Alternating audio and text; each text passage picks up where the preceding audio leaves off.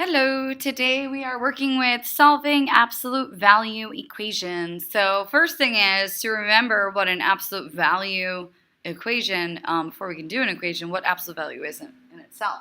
So to remind you, absolute value of anything, right, I put an A for anything, is the distance from 0. So the absolute value of 7 is 7 units away from 0 in either direction.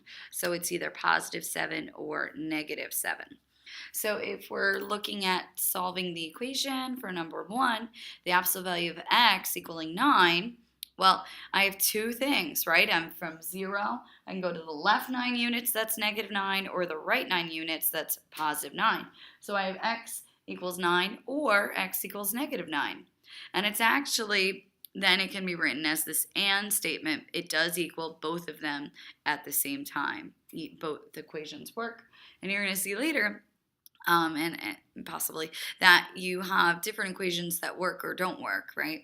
But in this case, definitely 9 can be substituted, or negative 9. Kind of reminds me of when you're working with squares, right? If you have x squared equals 9, you take the square root, you have x can equal 3 or negative 3. Same idea here, you have two different answers.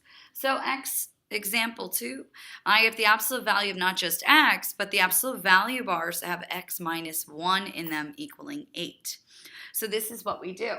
Just like here, we separate it into two equations. We do the same thing. X minus 1 equals 8 or negative 8. Here we did 9 or negative 9. It's the same idea. We are just doing one sign and the other sign. It's the distance from 8, right? From 0, 8 units away in either direction. And then it's a simple one-step equation. Add 1. That's 9. Add 1, that's negative 7. So my two answers are x equals negative 7 or 9. Now we're going to start to make it trickier. I've got the absolute value of 2x minus 7 plus 1 equals 4. Again, the only thing in those absolute value bars is 2x minus 7. So notice with example 1 and example 2, I separated right away, but I didn't have anything outside of my absolute value bars. So in order for me to separate this into two equations, I have to get rid of anything that's outside. So that plus 1, I've got to eliminate that first. So I undo by subtracting 1 to both sides of the equation, and 4 minus 1 is 3. I'm left with now the absolute value of 2x minus 7. I recommend you write this step. Some people switch right away, and that's where they make some mistakes. So now I have 2x minus 7 equals 3, or 2x minus 7 equals negative 3. Add 7, divide by 2, and I have two different answers, 5 or negative 2. And then I just rewrite it as x equals, I usually write in order, negative 2, 5. If you wrote 5, negative 2, that's fine. All right, let's kick it up a notch. Pause the video anytime you need to.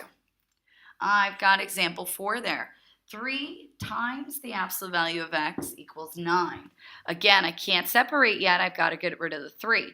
So I divide by 3, and I get the absolute value of x equals 3. Well, that's nice. X equals 3 or negative 3. Done. Let's look over here. I want you to pause the video and work on example 5. You've got 3 times 4x plus 2 times the absolute value of 4x plus 2 minus 7 equals 11. So there's a lot to undo there. Make sure you pause the video and then hit play.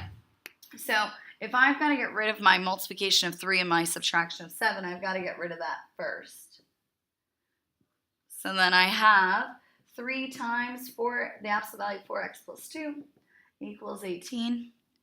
Then I divide by 3. And then I have the absolute value of 4x plus 2 equals 6. And now I need to separate. 4x plus 2 equals 6 because it's alone, the absolute value. And there's nothing else I can do. Or 4x plus 2 equals negative 6. I'm going to write that over here. So firstly, 4x plus 2 equals 6. Subtract 2. Then 4x equals 4. Divide by 4, 4x equals 1. So that's my first answer. My second answer, when I subtract 2, I get negative 8. And then when I divide by 4, I get 2, negative 2. And that's my second answer. All right? Hopefully you got both of those down. Lastly, example 6. I need to remind you of this. The absolute value of negative 5 is 5, right? You can take the negative of an absolute value, but you cannot have the absolute value of x equaling a negative. That's not a solution. So if you have this problem right here, and it doesn't matter, the absolute value is alone, and this is a negative, it's no solution. Here's an example of that. Example 6, absolute value of y minus 4 plus 8 equals 6. My first step is to subtract 8. Then I have the absolute value of y minus 4 equals negative 2. Done. I can't have absolute values alone equaling negative 2. It's no solution. Yay, that's that.